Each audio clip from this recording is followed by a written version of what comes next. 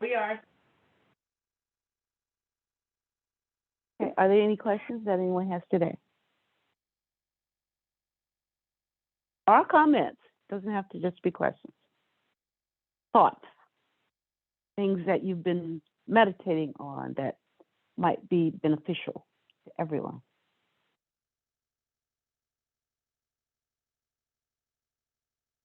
All right. If it comes to you, jump in. Uh, so what we're going to do is go ahead and get started. And I've just been so intertwined with these sayings. I believe we talked about adultery last time, did we not? Or did we go to the next one? I think we'd be, I know we talked about, we talked about adultery. Have we talked about not stealing yet? I can't remember. They all are coming together as one thing to me. We stopped at adultery. Okay. Are there any questions? Go ahead, Pastor. Did you check your email? Oh, no. Should I? Oh, did you email me to help me save face or something? I was speaking with Levon and George, and Levon was telling me about the others that had been written some time ago that I had sent to all you guys. And I asked if they would send them to me, and they did. Okay. I found it intriguing that they were on point with what we were dealing with. And that was in 2013. Oh, but who did it? Who? Look at the last page.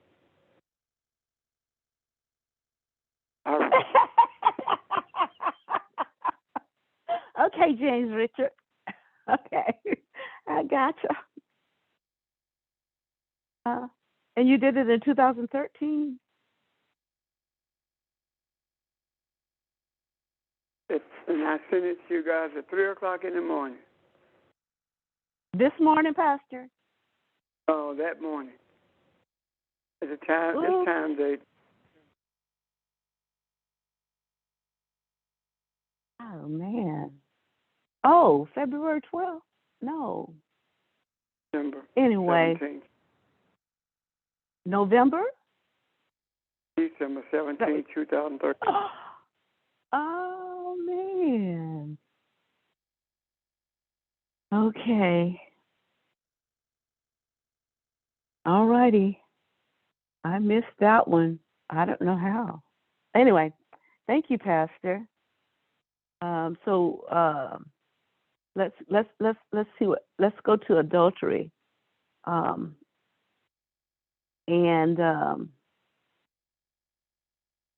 And see if there are any questions in general about what we've talked about as well. Anybody?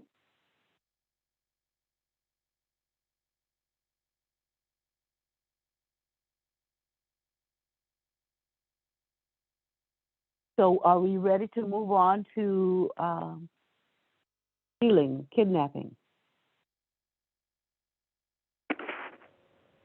I think that the questions that came on Monday about adultery, I don't think they were cleared up because that's the reason we said we were going to start there again.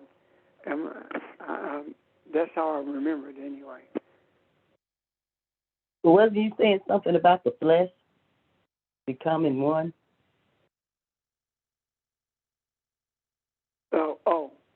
Yeah, we did talk about that in relationship to what adultery is.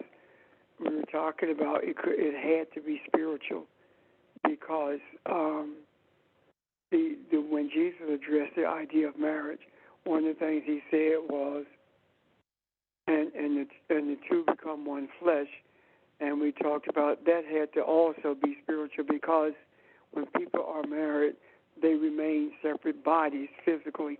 They don't become one flesh So it had to be a spiritual meaning to that, understanding to that. We talked about that part of it.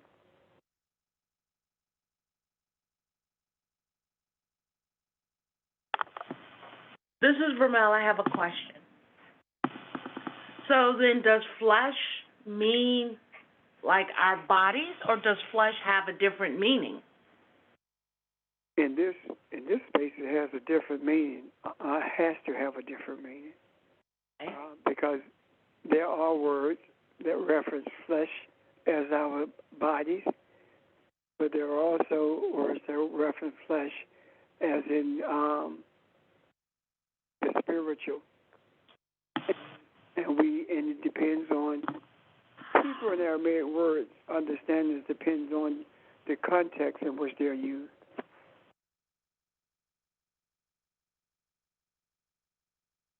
So are we going to unfold the meaning of flesh in our search to understand adultery?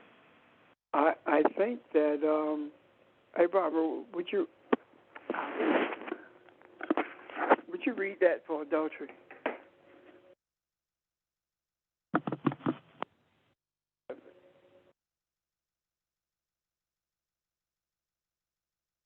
Here it is.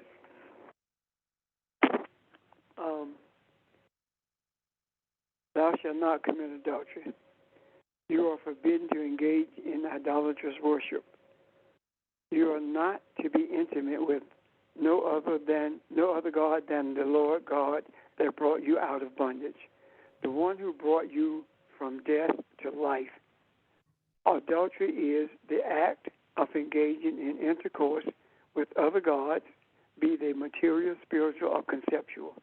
There are many material gods that humans, that I used the word human back then, and it should not be that people are intimate with, such as money, prestige, arrogance, greed, children, houses, spouse, etc. In the church, intimacy is engaged in when people express their affection for the so-called sacred objects. Continued intercourse with those who breach the trust of the Creator by teaching the doctrinal concepts of men rather than the concept of light is to be in an adulterous relationship. Did that help you, Vermeer? That is total clarity for me. Thank you.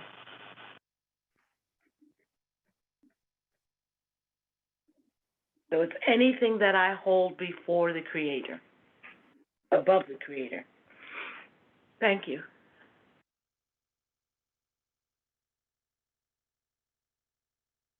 And I'd like to follow up and comment on the intimacy part of it. You can't be intimate with anything unless you know it. You can't know it unless you're intimate with it, which means that if you're really into the money or into whatever it is apart from Elohim,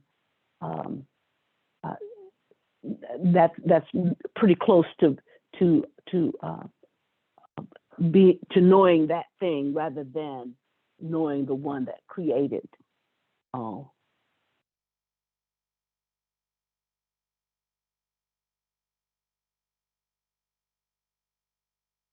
Any other questions about adultery? Well, Pastor, why didn't I know? Why didn't I should have had your reference. Your reference is a lot better than a lot of the many things that I've read.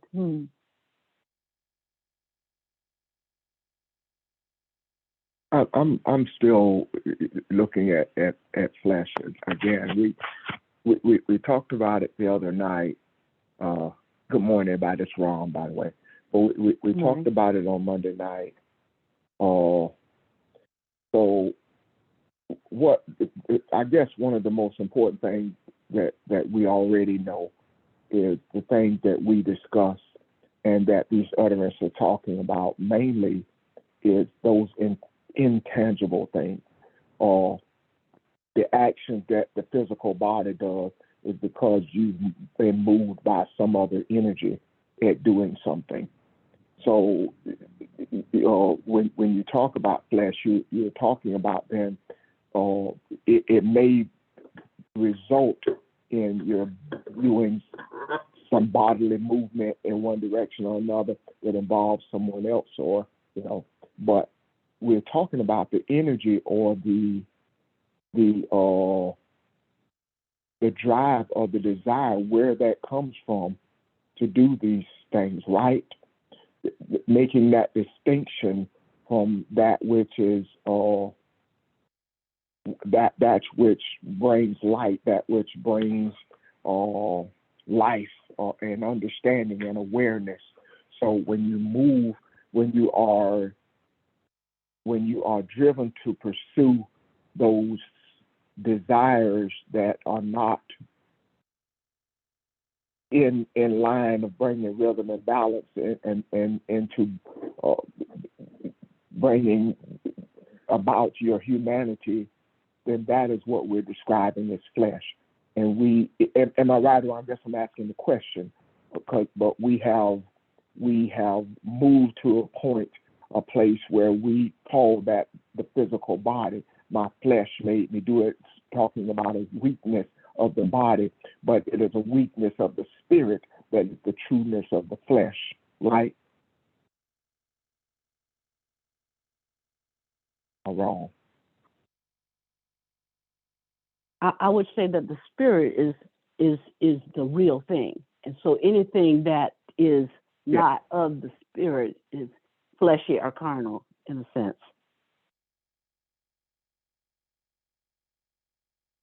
Which means that when we say, excuse me, when we use flesh in that manner, carnality, we are talking about a spiritual action that's not in tune with humanity, but animalistic. Yeah, and that's where I get the spirit from, because I think about breath, the different, your the way we breathe. It is that shallow breathing that brings about shallow thoughts, and it makes the body yearn for certain things. So these cravings that you may have for a lust for money, a lust for a woman, or whatever it may be, we call those fleshly things, but it starts at a much deeper level than that. And that's why flesh has to be spiritual. This is a deeper level than just the body. What I see, I'm trying to particularly see in that regard. I see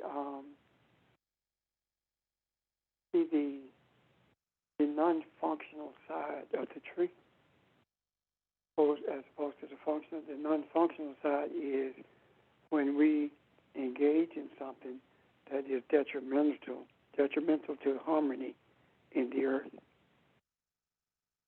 And so the spiritual portion of that is a decision, a thought that we had, that we acted on. And by doing that, we are engaged in something that we call fleshly or carnal. However, when Jesus said the two become one flesh, he was talking about the functionality as opposed to things that are out of rhythm with the Creator. Ramlin, that makes sense. So, Pastor, is that the things that we operate out of physically, is that the animalistic attitude? It can be, yes, because we can act out of it spiritually also. We can act out of acting the physical, manifesting the spiritual of our Creator, spiritual nature of our Creator, loving kindness. You can't see it, but you show it through your actions. So our actions, our thoughts, and our speech tells us whether we are being functional in terms of the image of our Creator, or are we being non-functional, and that is the image of the animalistic attitude. Can you give me just a little bit? It's not registering with me. Can Okay. you give me an example or something? Because I'm trying to get it. When you're at home, okay, when you're at work, and somebody does something that really bothers you or hurts you, you have a choice. You can manifest in the flesh the principles of our Creator by showing love and kindness, forgiveness, etc. Or you can manifest in the flesh, physically, the attitude of being animalistic and curse them out. Does that help? Yes. Yes, thank you.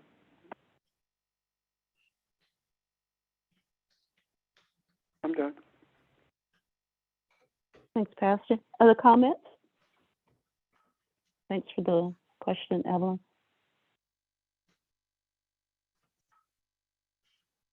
You're welcome, Barbara.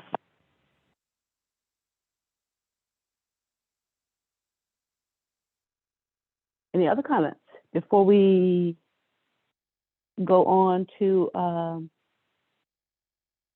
next utterance, which is 8. All right, moving on then. This 8th utterance then is about, it says, thou shalt not steal is the way we usually translate it. But if you look back in the Hebrew, the word used was ganab, which means to carry away, deceive, kidnap, steal away, secretly bring, and to deceive. And the way we usually read this is to take or carry off that which belongs to another without his consent or his knowledge. So the Jewish tradition thinks about ganab as kidnapping, and that was punishable by death at the time.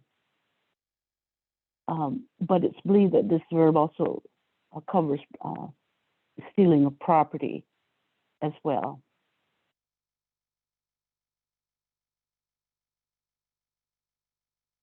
I guess the part of that sticks out to me that you said was deception. Yep. That one's one that we see a lot in through religion, through our beliefs, and especially as the Africans, some of the things we've bought into, and that we're trying to uncover as we speak. That one to me is huge.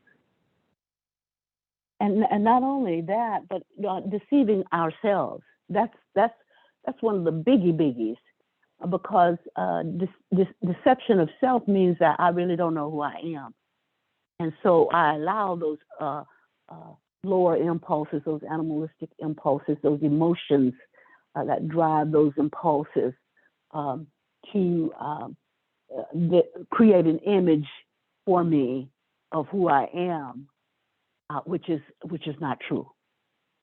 And so I steal from myself in a sense when I deceive myself, if that resonates. Very much, yes. So in addition to taking away property, then stealing includes taking away someone's reputation, their ideas, by not acknowledging who originated or wrote it.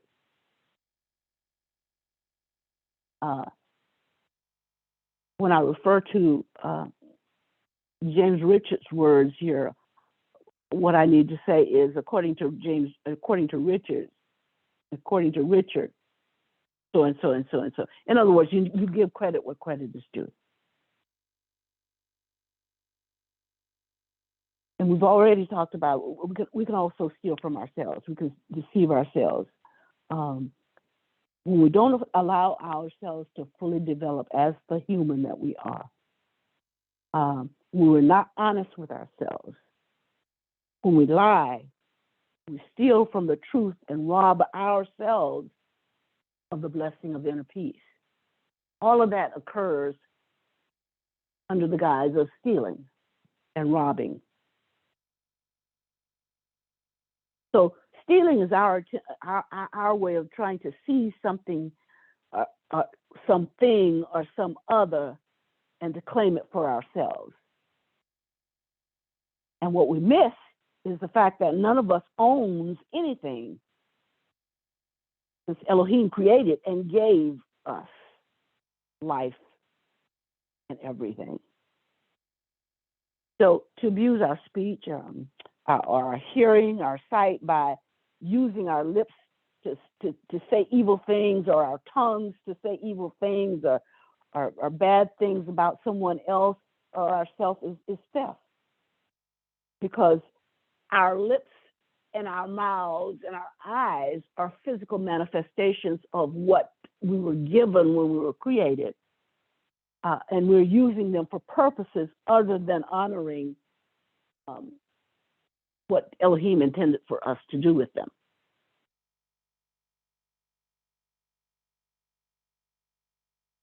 Questions right now? Barbara, when you said, go ahead. When you had said what you had said a minute ago, I thought about the scripture when Jesus said, if you did it to the least of them, you done it unto me. And yes. That's the same. Am I correct? Yes. So, but And we do it to ourselves. Yeah. Evelyn, finish your comment, and then Ron.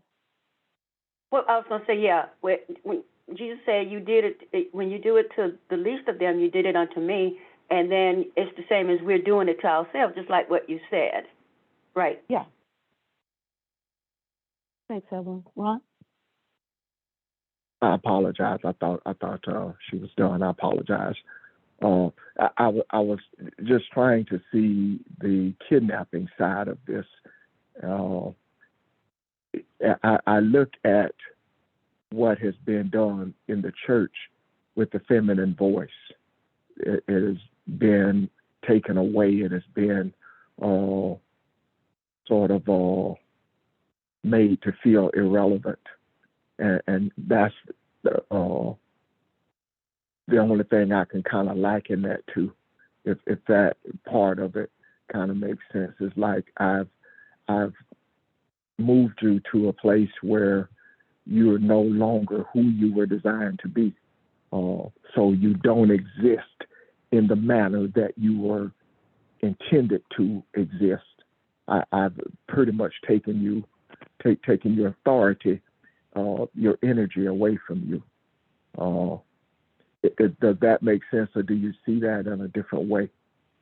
Oh, that resonates with me, because if the universe is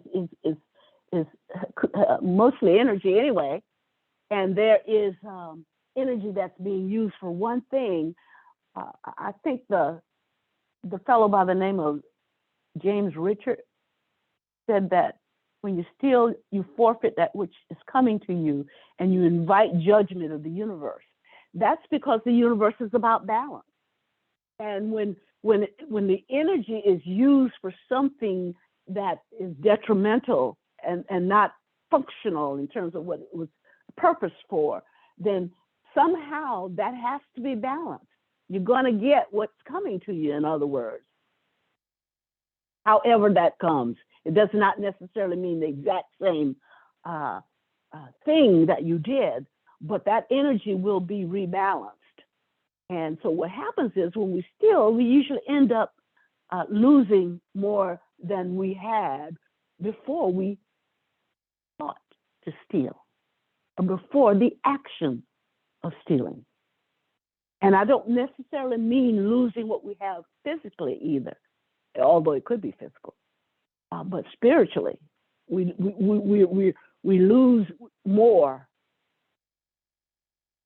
In other words, instead of being comfortable and content with what we have, because we kidnap or steal something from someone else. And I'm sorry, I don't want to use kidnap there, because really the Jewish tradition, kidnap meaning meant stealing a body, a person, just as Joseph was stolen and sent on that, sold to that band, that kind of thing.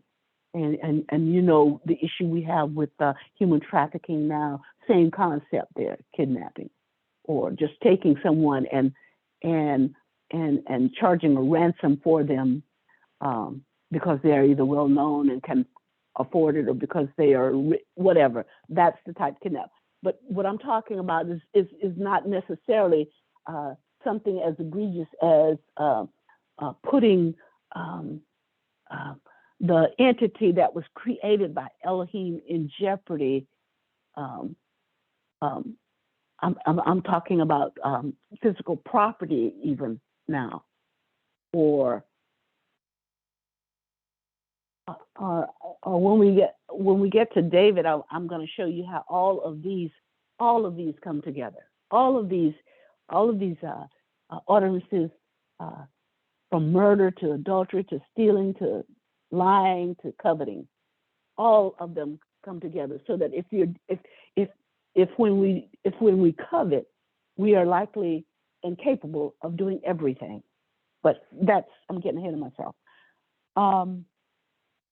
But anyway, Ron, I what you said resonated, and what James Richard wrote resonates. There will be balance with that energy. The universe finds its way of rebalancing. Otherwise, if there was no rebalancing of energy, I can only I can't even fathom what would occur. Maybe we'd all go in a black hole and the universe will start again. I don't know, but there will be rebalancing.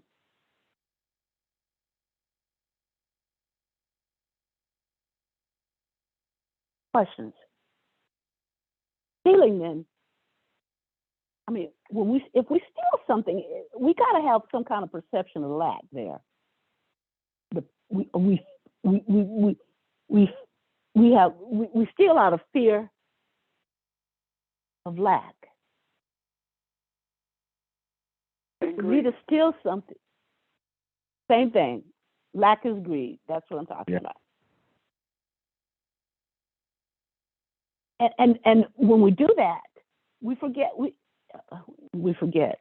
For some of us who don't quite know who we are yet, we have not taken in that awareness that we are the human created in the image of Elohim. And if Elohim has no lack, we have no lack. So when we steal and we think we got a relationship with the one who created us, again, that's deception, deceiving ourselves. And it could be deception and deceiving the one who we're stealing from. But what we're saying is that we don't trust that Elohim supplies our needs, all of our needs. That's what that's saying.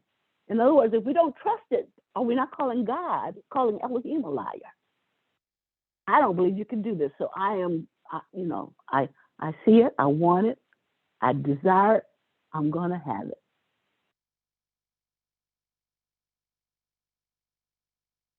Do you follow what I'm saying? I want to. Go ahead.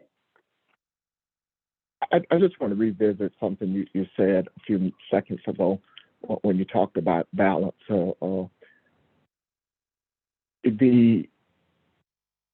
universe, I think we don't always see the signs and see the things that is trying to show us. I think one of the signs was the election of the last two presidents, in a sense that, and that may have also been the turning point or the moving point for us to take us to a different place.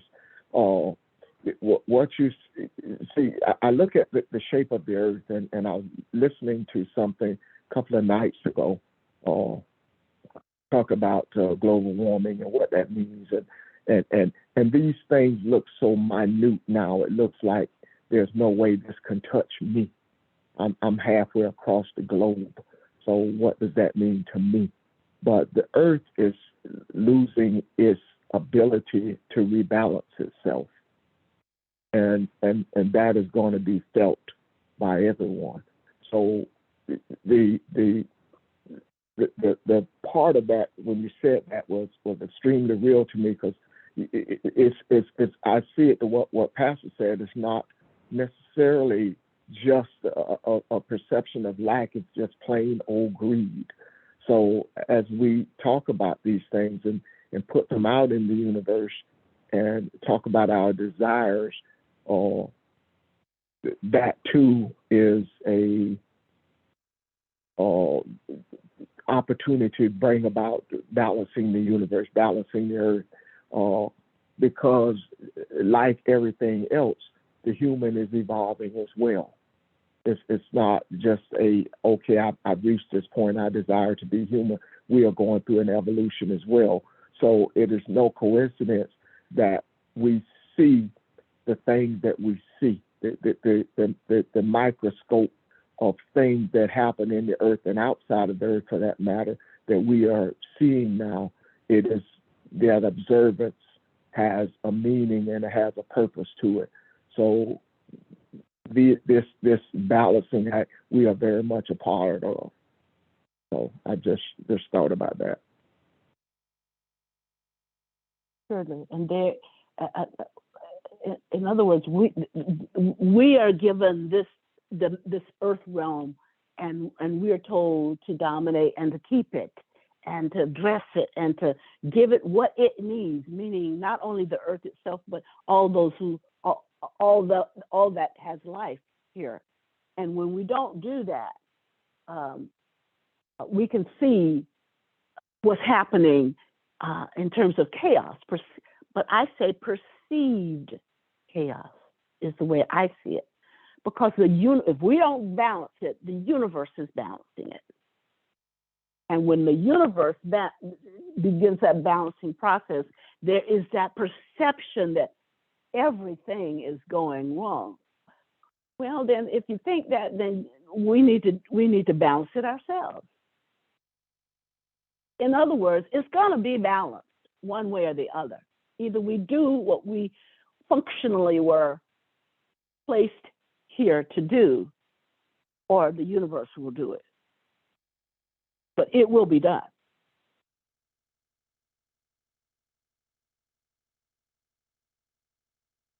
There's a connection between utterance number 3, which is taking the name in vain, and utterance number 8. And you all may see some other connections as well, as we've been talking about this. So feel free to share those as well. Barbara, I have a question. Here we go. Let me get the phone right quick, Evelyn, then I'll.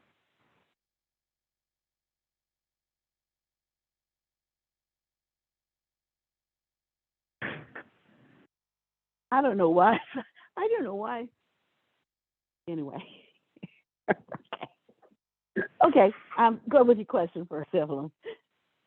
So when it says to dominate, it means to dominate our thoughts and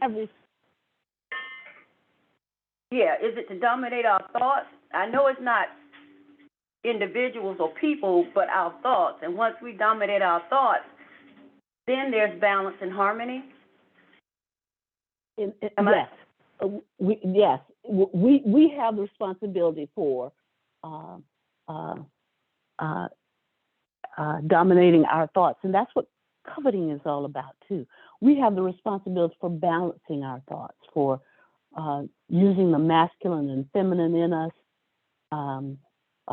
energies, that is, to balance all of the thoughts that we have, whether they're animal. I'm getting into coveting, but whether they're animalistic or whatever, Yes, that's our responsibility. And when we can, remember we say things like, you know what, if things are unbalanced, seemingly unbalanced in the world, the best way that we can remedy that is to go within and balance ourselves. When we begin, when we know how to do that and begin to do that, because everything occurs and has its own resonance and has its own vibration, level of vibration. And remember, I told you once upon a time, as if I'm going to tell you a fairy tale. Of course, I'm not going to do that. Once when we were having a discussion, I told you about clocks, and all the clocks can have a different time in terms of when the what's the thing that makes it tick-tock? What's that thing? What is that thing? In other words, if you're looking at a clock and you put it in the same room with other clocks, and even though they may have a different vibratory level, at some point in time, those clocks will come into synchronicity and begin to tick and tock the same, if you follow what I'm saying. Yes. So it's like that's like a law of nature. Well, same thing with spiritual laws. If you are vibrating and resonating at a high frequency as a spiritual entity, and you are placed beside something that's out of balance, and you retain that resonance long enough, that thing which is out of balance begins to get closer and closer and closer to resonating with you. And not necessarily the you, but with the frequency and the spiritual frequency and vibration that you are. And I know this might sound like it's abstract, but those of us who, but it's a spiritual principle. It really is. Because help me, James Richard. Yeah. I'm listening at what you were saying, and what I see there is when it talks about dominating, and Evelyn brings up the point about dominating our thoughts.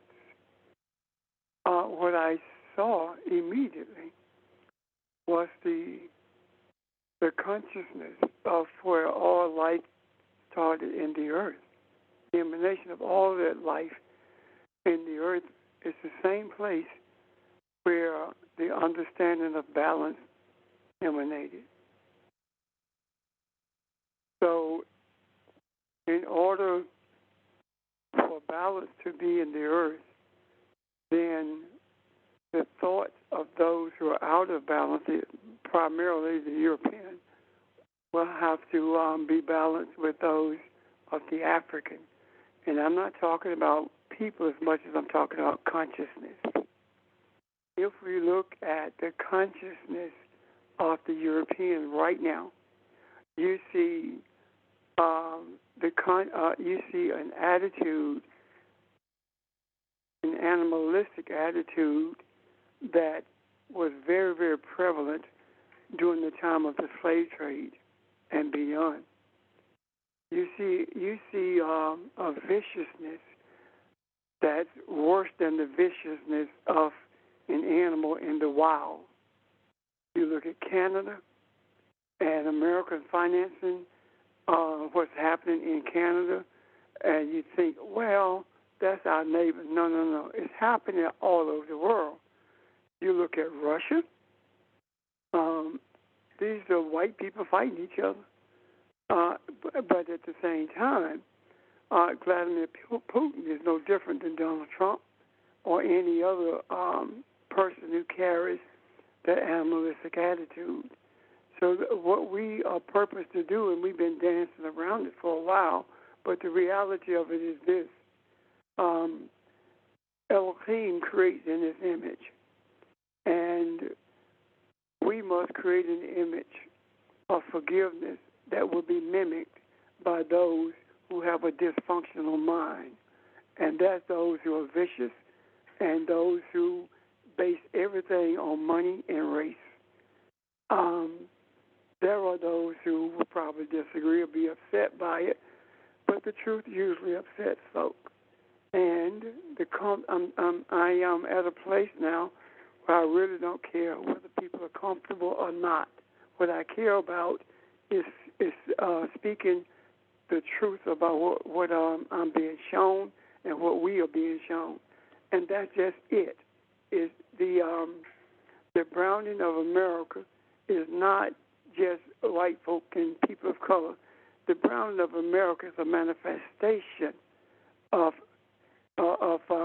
balance being in earth consciousness, and that manifestation is based upon how you dominate the earth. The African dominates the earth by sharing everything that it invents, creates, or everything that it understands.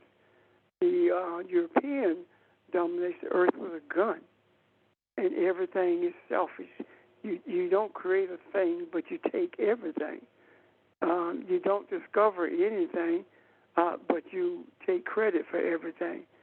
That's the difference between domination of the earth consciousness in a functional way and being dysfunctional in how you do it. Thank you. Thank you. Instead of sharing, you just simply build a bigger barn for yourself to hold what you think is yours, which is not yours. I hope that I'm sorry. Go ahead, Pat. Well, I'm sorry. I was just saying, Evelyn, I hope it helped clear up what you starting to understand. I don't know.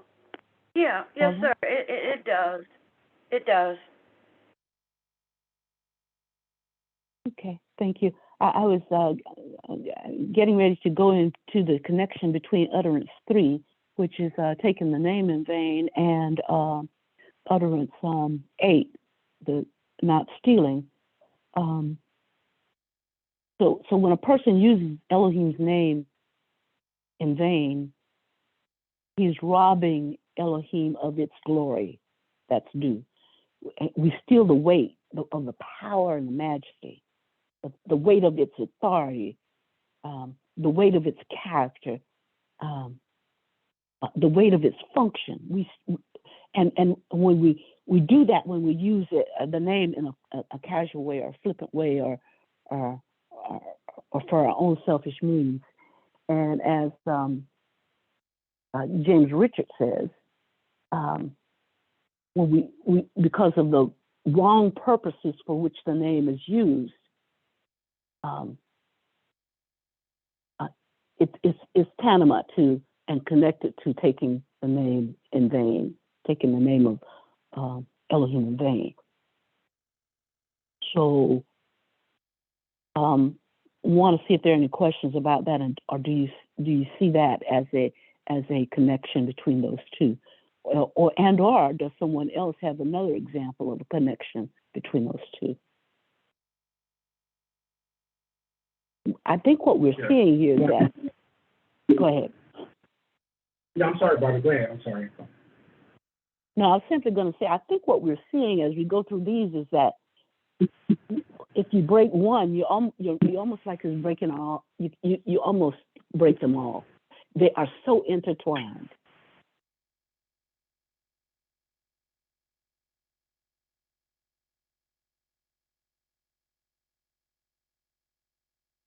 Other comments? Yeah. Good morning, Barbara. Good morning, everyone. Barbara, I just want to concur with you that as you so eloquently, are taking us through the roadmap of these utterances, that we can, truly appreciate, the primary source in terms of how you're teaching this and how Pastor has given us some spiritual discernment in reference to what the scriptures mean, from his spirit. But as I mentioned to you maybe a little bit before, that I've been basically just trying to do an analysis, a comparison analysis in reference to the 10 utterances.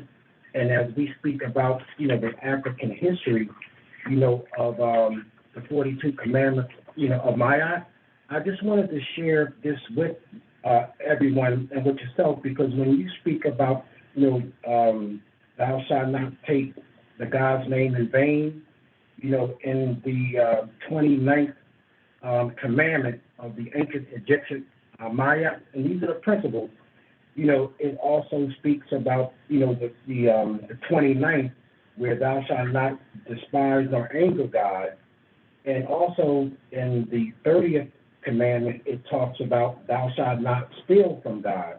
And as you compare the numbers, the utterance 3 and the utterance 8, it speaks about it in that light as a primary source, that these commandments were predated some 2,000 years before the commandments from the Jewish writings.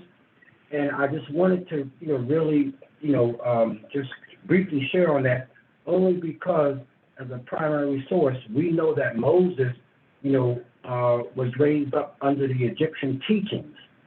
So therefore, with these commandments, it is said to believe that Moses had some idea of these 42 commandments of ancient Egypt, and that at the same time how, it all relates. But looking at it from an earlier primary source, I see, the comparison, and out of the 10 utterances, there are 8, which are basically commandments that was pre-written, that I believe that may have come out of the Maya commandments. And so just to try to, sum it all up, when you spoke about the commandment number 8, thou shalt not steal, it says in that commandment number 10, thou shalt not steal, nor take that which does not belong to you. But it also says, thou shalt not take more than thy fair share of food. And in another way, it says, thou shalt not do damage to the crops or the fields. And then the final one, commandment number 13, it says, thou shalt not deprive anyone of what is rightfully theirs. I think that you have shared, all of that in what you, again, have taught us. And I think that to sum it all up, the roadmap that you're sharing with us is about the truth, the justice, and the balance, order, harmony, righteousness, and the reciprocity in terms of us being able to understand it, with the truth of what we know today. So I'm just trying to sum it all up to say that I see how all of it works together for the good, but it's good to review this because, again, I think we are, seeking, truth, and to be able to understand it from its origin, is important. And I think that all comes back from, ancestral history and lineage and so forth. So I just wanted to share those thoughts, Barbara. Hopefully that resonates. I'm done. It does. Yeah, it does. Thank you, George. Because from my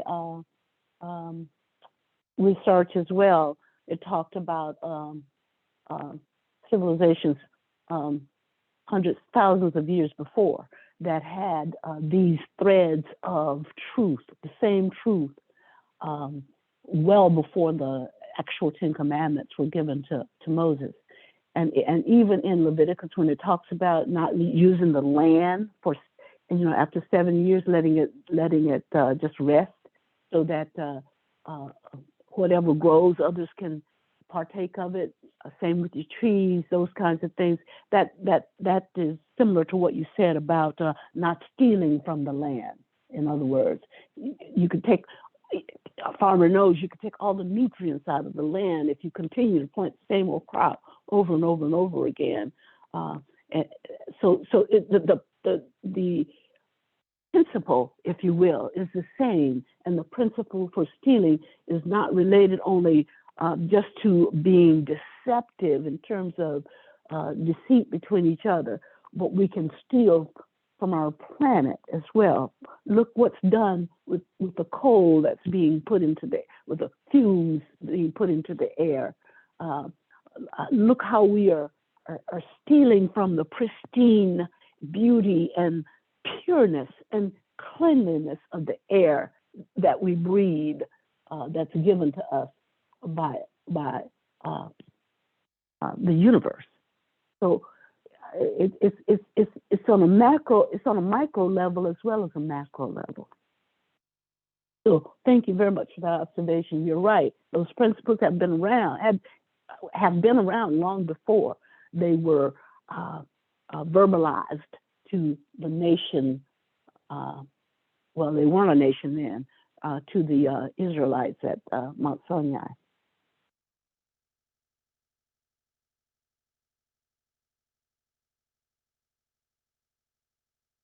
That tells me then that these principles have been in our DNA, our spiritual DNA, even before they were written at Mount Sinai. Therefore, it simply undergirds the what we said about the commandments that were written in on blue pepper. In other words, it's just saying that these things have been part of the fabric of the universe as it was designed for thousands and thousands and thousands of years.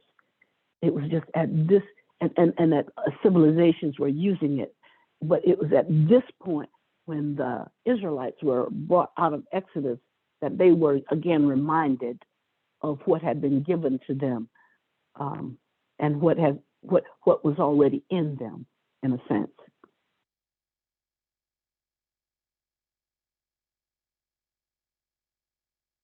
Other comments about stealing?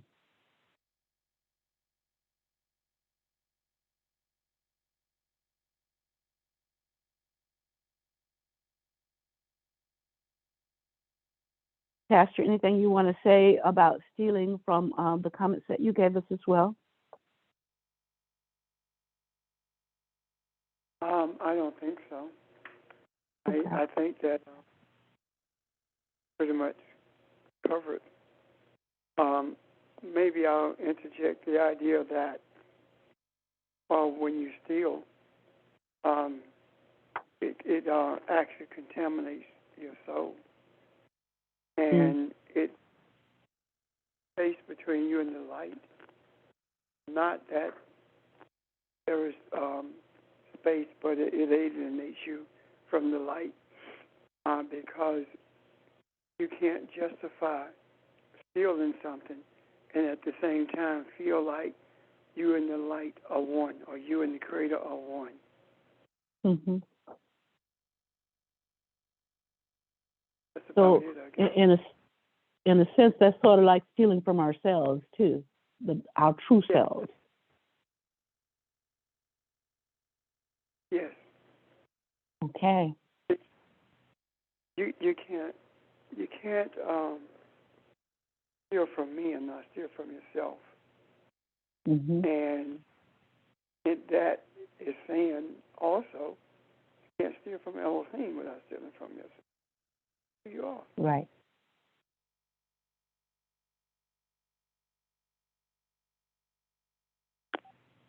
I'm done. Thanks, Pastor. What you just said really resonated. You can't steal from me unless you steal from yourself. And you can't steal from me unless you steal from Elohim. All of it is tied to the oneness, the unicity of it all, the unicity of us all.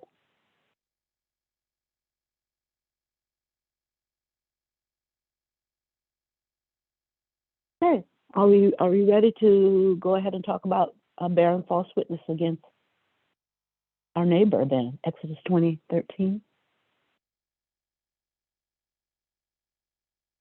if you will note, look what this does here. All of this is together. All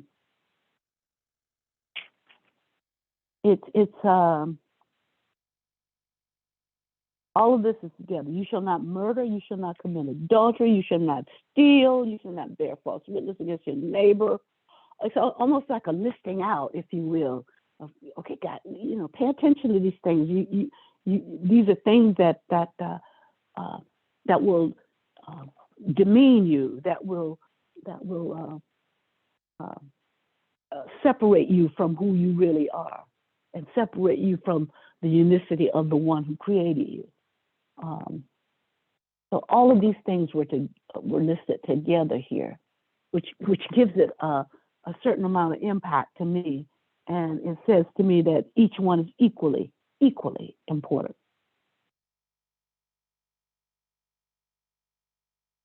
You shall not bear false witness against your neighbor, utterance, or saying number 9.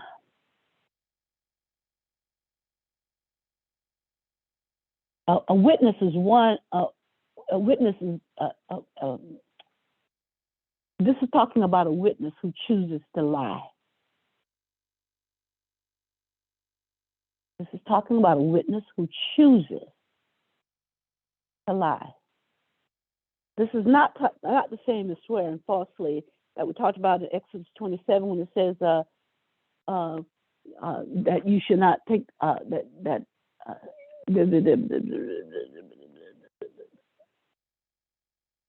don't take the name of the Lord God, the Lord your God in vain. It's a different version of the swearing when it talks about this one, because back in the time of the Israelites, they didn't always testify in a court. Testify under oath in ancient Israel. But this one then relates to judicial type proceedings, in a sense.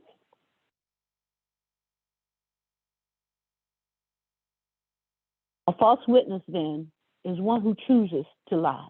So that person is not credible.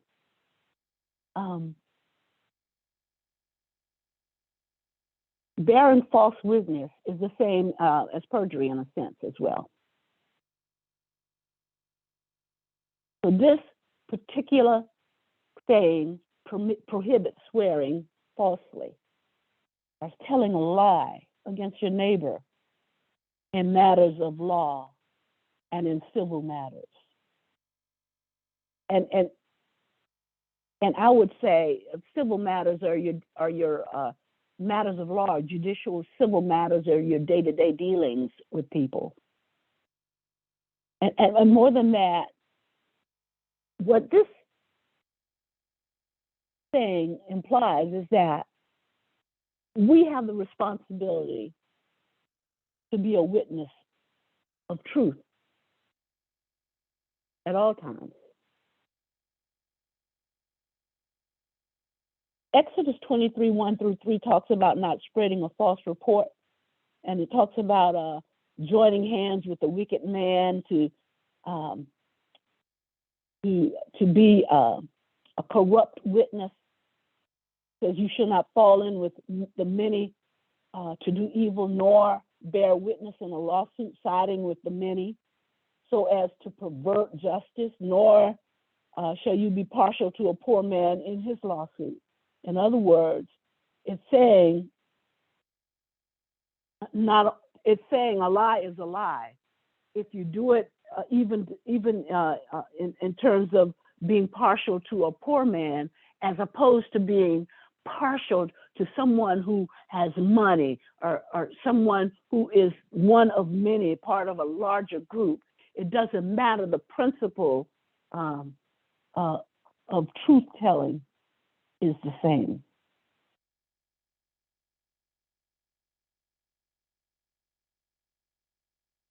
So, Barbara? Yeah. What if you are lying to save someone's life? Because there's sometimes when I don't want to know if the word has to say something to protect someone's life. I'm trying to put it in a way so you can understand what I'm saying. It's interesting you say that because in the tradition Jewish tradition, they did when the midrash is a group of learned sages who expounded on or expanded what the commandments and utterances were saying.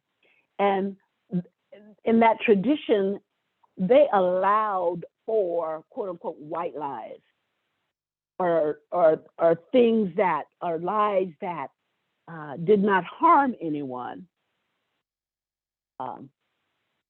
or demean anyone. So they allowed for it at that point. Now, the question is, today, we know that when we lie, we steal the truth from ourselves and from others. When we lie, that's what we're doing. We're stealing the truth from ourselves and from someone else.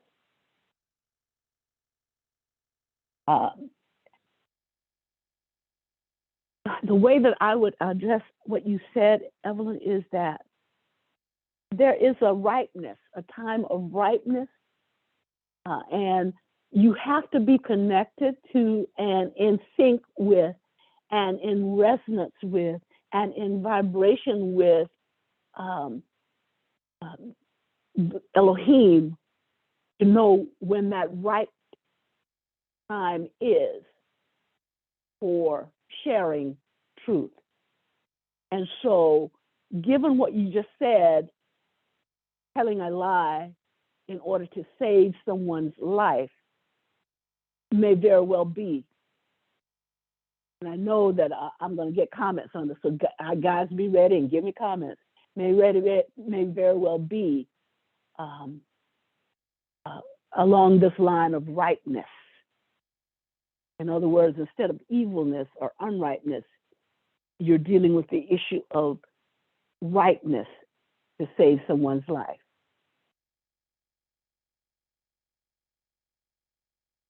Others out there, help me.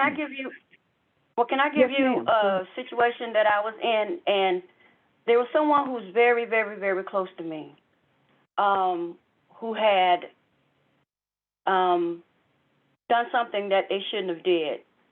And I called the police and I told them what was happening, and they were coming to get them. They asked where we were and everything.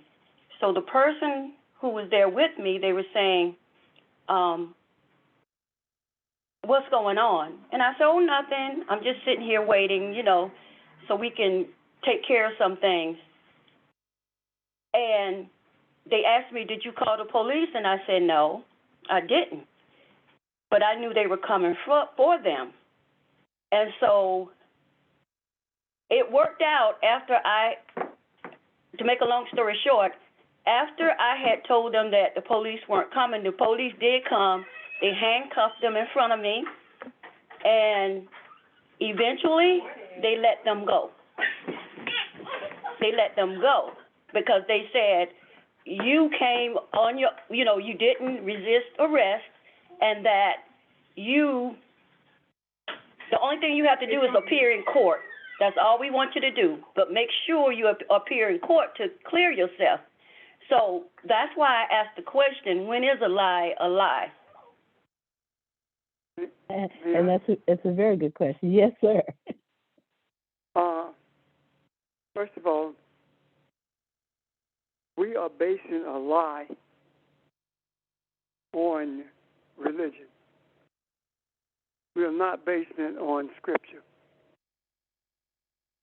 If everything that you told someone, inclusive of saving a life, was a lie, then Rahab lied when she said that the spies were not there in the city. And in the lineage of Rahab was Jesus. The understanding of a lie is to deceive without any righteousness involved at all. To save a human life or to protect life is not a lie. It is no different than you standing up physically to defend or protect that person. As far as the example you gave, you didn't know whether they were going to physically harm you. If you had told them that the police were coming, you did that for protection. And in doing that for protection is a difference. It makes a huge difference than it would if you were just lying in order to deceive someone in order to gain something from it or to make yourself look good. If that's the case, then you lied. Not only that, when you are talking about somebody, let's say, for example, you say something like, I don't mean to be talking about it, but what follows that is something that's derogatory. And 9 times out of 10, what you say that is derogatory does not necessarily fit the person. So did you lie then? I guess the simple thing to say is this. What Rahab did was not a lie. It was intervention to save a life. What the church says a lie is, it cannot be. Because the church lies every Sunday morning. Anytime that you are deceiving people for the purpose of controlling them, you're lying. And the messages that are delivered are not based upon the scriptures. They are based upon what is convenient for that particular group of people in that particular setting. The biggest lie on earth is Christianity. I'm done. Could I make a statement? Yes. Kathy, see Kathy. I had to tell my brother a lie when he had cancer. The doctor had told him that there wasn't anything else that they could do. He said, but we'll continue giving you treatment. And he said, so if I get the treatment, he said, I can go home. And so the doctor looked at me, and I knew that the doctor was letting me know by the way he looked at me that it was just a matter of time that, he was going to leave here. And in his mind, my brother's mind, he was thinking that if he kept getting the treatment, he was going to be fine. So he looked at me and he said, I can just keep getting the treatment. You can take me to get my treatment and I'll be all right. And I said, I got choked up, but I looked at him and I told him, I said, yeah, you're going to be fine. You're going to be fine. Even though he died the same night that I brought him home from the hospital, I did it to protect his feelings, that because I knew that if he had known that he was going to leave here that night, he probably would, to me, my mind, that he would have left a little early. He could have had a heart attack, and it took him on out of here from fear. So I did it out of love to protect, his feelings. So that's all I want to say. I think what we're all talking about is that everything's motive and intent. And even the sages will say that all of the commandments are superseded by your intent to save a life. And so because life is valued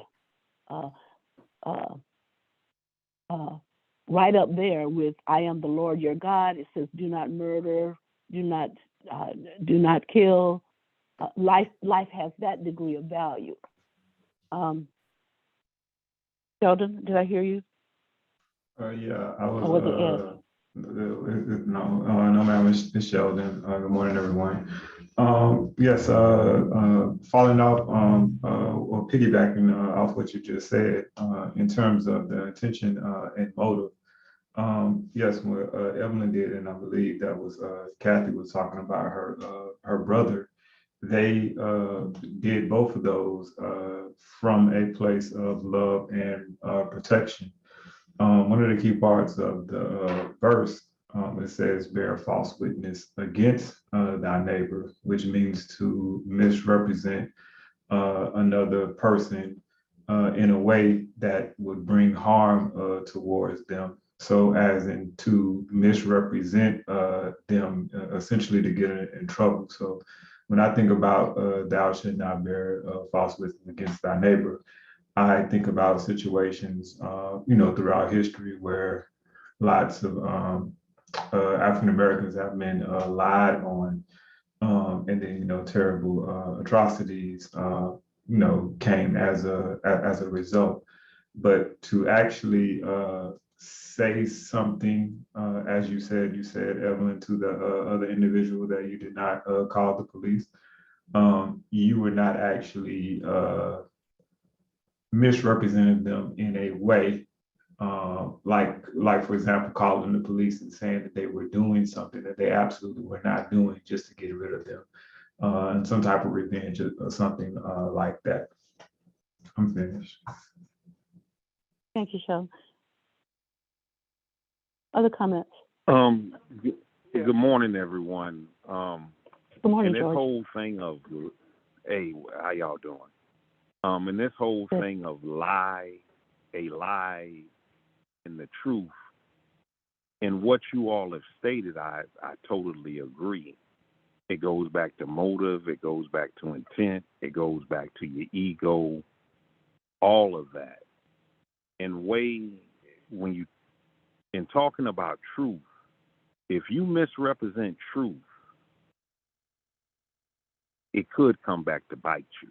And what I mean by misrepresent truth, if someone has said something that has been profound and it sticks with you, and you're talking to another group and you portray what was said to you as if it's your own words, it can come back to bite you. You will quickly find out the United States ain't really that big. And for an example of that, in talking to someone or a group of people, I said, in the group that I deal with, it's been said that the closer you get to God, the more ungodly he or she may appear. By me saying, I got this from another group or another individual, that's not plagiarism. But if I was to portray that I came up with that, that could come back to bite you. A lie. In some cases, a lie is very beneficial. Is it harmful? Yes. My mother. I know how to write a business letter, APA style, whatever kind of letter, because I had to write to Santa Claus. I would have to write to the business to whom it may concern. I couldn't put dear sir, or what if a female is reading it? That lie was beneficial to me in knowing how to write a letter, yet it was harmful to me because I should have been writing a letter to my mom and dad. I should have been writing, and my mother and father, if you gave me something as a child, I had to write a thank you letter back to you. So in some cases of a lie, it has its advantages. And another example, and this really doesn't have anything to do with the Bible or anything. If your wife asks you, hey, how does this dress look on me? Oh, baby, it look fine. You don't bit more care about the dress. you say what you need to say because you need to get to that event at 9 o'clock, and it's 7:30. So I agree with everything that you all have said. It goes back to ego. It goes back to motive. It goes back to intent, how you represent it. You all are going to say some things that someone is going to take and run with it to stroke their own ego. It's just a part of life. And how you deal with it. If you find out you said something and someone ran with it, you know, as long as it got out there, with me where I am now, as long as it got out there, it really don't matter. Yeah, there was a point in time, I know I said that, and you ain't gave me my props. You know, that's plagiarism. So if you misrepresent truth, it'll come back to bite you.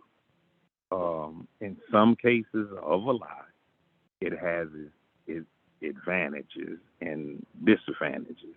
That's it. George. Thank you, George. Yeah. Because our whole concept of a lie is warped. And it was warped by Christianity. And I know it makes you uncomfortable, and I understand that. But it's the truth. When we were enslaved, we were taught that a lie was when you didn't tell on somebody. If there were slaves escaping or planning to, in the case of Denmark Vesey, the one who told on him was a quote-unquote Christian who did not or was not going to escape with him, but he told on them. Now, the question is this. If he had kept that to himself or told them he didn't know, would he be lying? According to Christianity, that's taught, yes. However, his telling them what happened ended up with Digmar Vesey and others being tortured to death. Now, I'm not going to let us get away from the fallacy of Christianity. We have been taught anything that that we say, whether it's to protect someone or not, is a lie. While at the same time, we were constantly being lied to that we are not human, that we are animals, we are thieves, we are murderers. All of these things that we were convinced of, and there are people who buy into that. So the lies was told on us, about us, and everything else. We were taught to lie when it was convenient for the master. There is a huge difference between a lie and comforting somebody by saying you're going to be all right. There is a huge difference between a lie and telling someone that the police, no, I didn't call the police, you don't know what's going to happen to you if you say yes.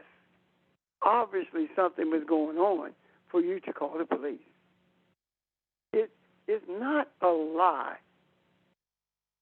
If it's not a lie, when Rahab brought them into hid the spies in the city, then and lowered them over the walls, then what you guys are talking about is not a lie.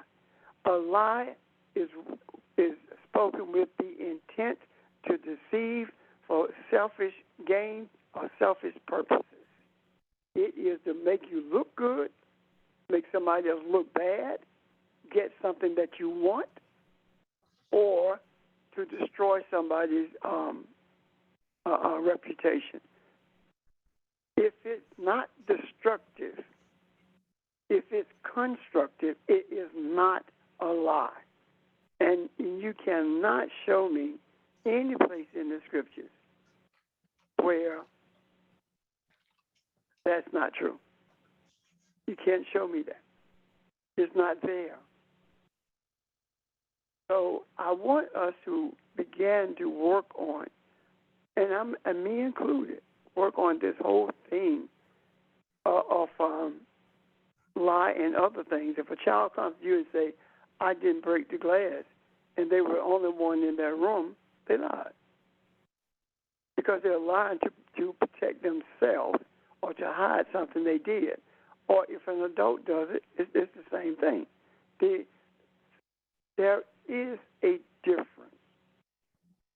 We are so indoctrinated with Western civilization until it's very, very difficult for us to dig it up. If you want to brainwash people, all you have to do is convince them that God said it, if they are spiritual people. And by us being as spiritual as we are by nature, it was not difficult to use Christianity to keep us enslaved and to keep us from knowing what was really in the scriptures. I'm done. Yeah. I agree 100%. I think the idea of quote unquote lie in itself is what we have been focused on and taught to focus on, but we at the same time have been blinded by that word lie, as in just not telling the truth. Like I said, that particular scripture says, "Thou shalt not bear false witness against thy neighbor." And so I wrote that in different words. You're pretty much just saying the same thing. Thou shalt not knowingly accuse nor make someone look guilty of something they weren't guilty of. And in saying that, in terms of making them look guilty, to go further down into what it means, what I mean by guilty. Guilty breaks down to meaning of speaking like down on one's character or making them in any way, not just say like in a court of law or something to bring punishment upon them, but also saying that someone's character, or you witness someone's character even being lower than what you actually witness, in a sense that they're not walking around embodying their godliness in a sense. So it's not a someone lied or I had to, I saved someone's life, but committed or broke some worldly law in order to do so. And then when asked, was I guilty of breaking the law that didn't actually harm anyone, but it was just the law? No, I did not do that. We're talking about, once again, falsely speaking against someone. I'm finished. Thank you, Sheldon.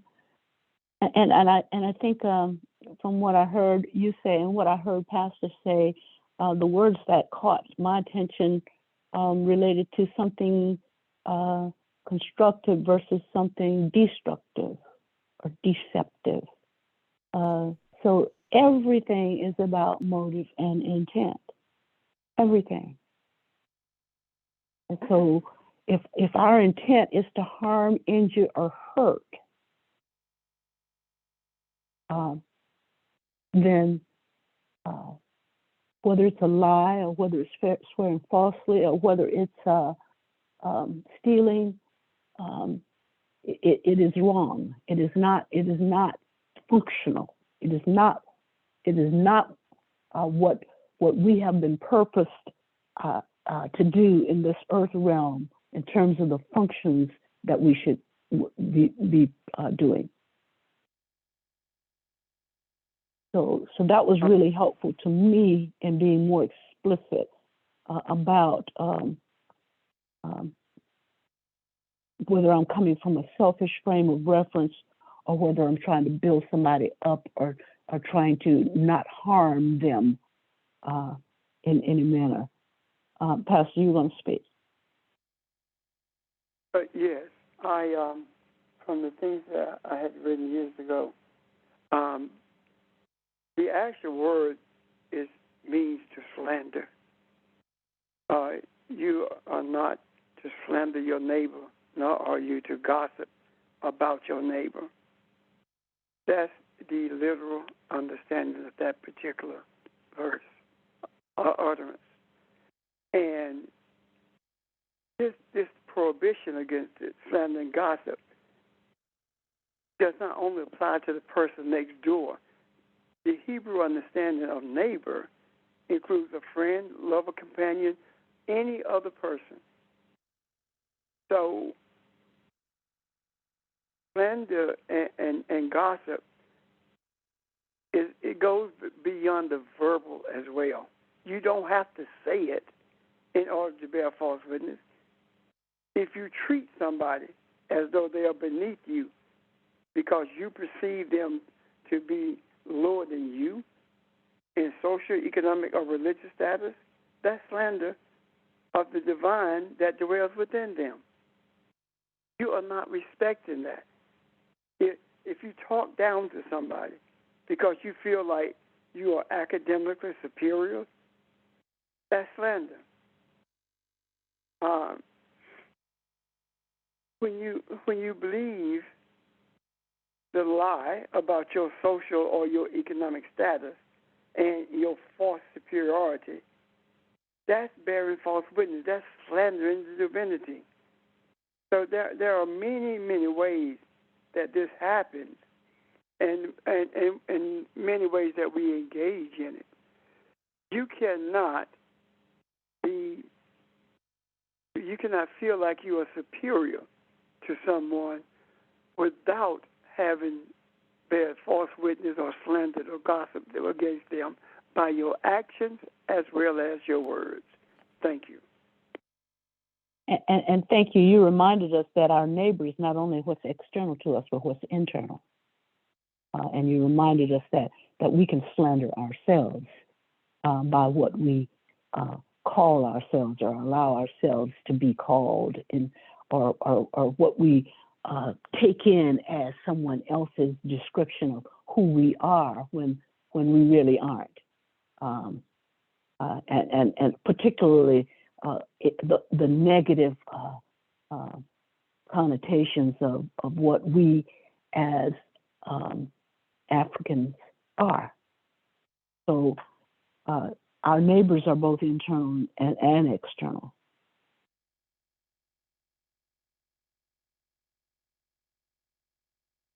Other comments?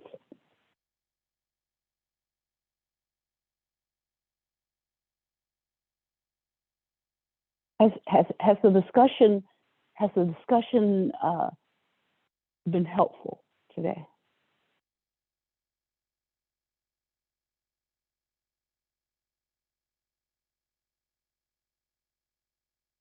Yes. Yeah. So it's given us all something to think about.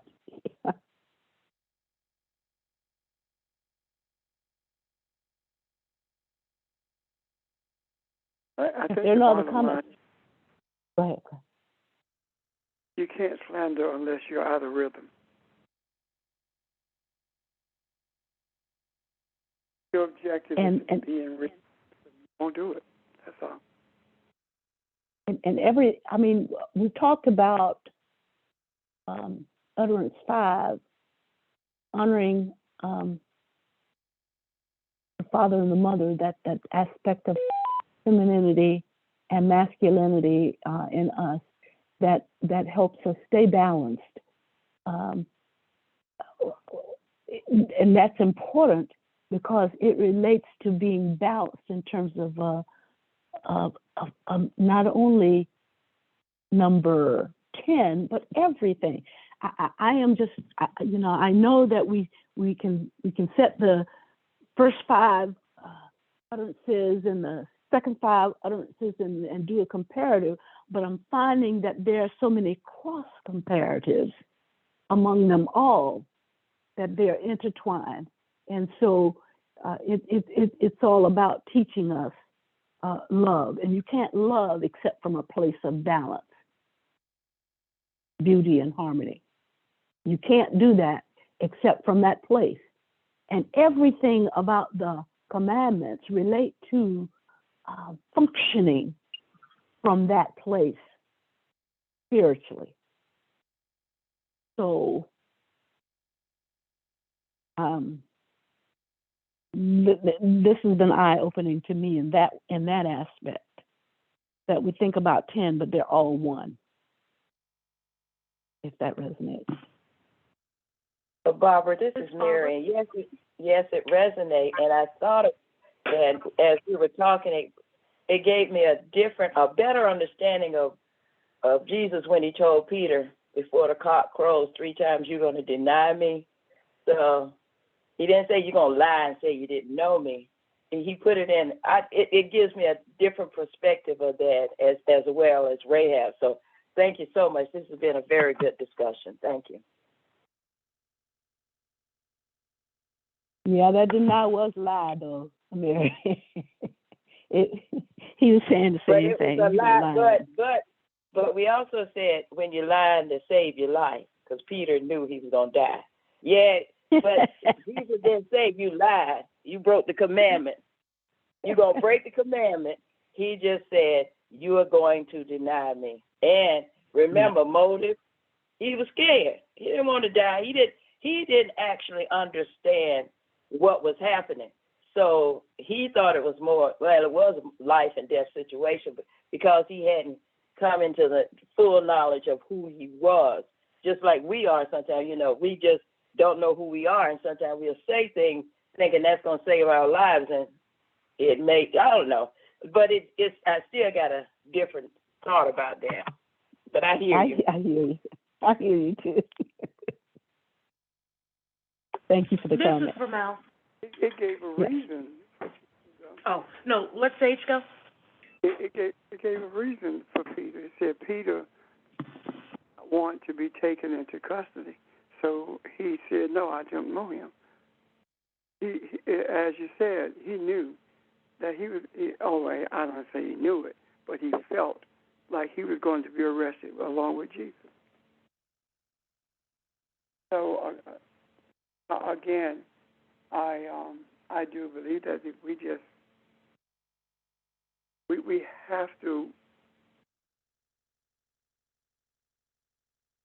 have to be cognizant of what we are saying, what a lie is, because what we actually are doing is bearing false witness against ourselves if we say that's a lie, and the one who said whatever was said, whatever was spoken, and that's judgmental.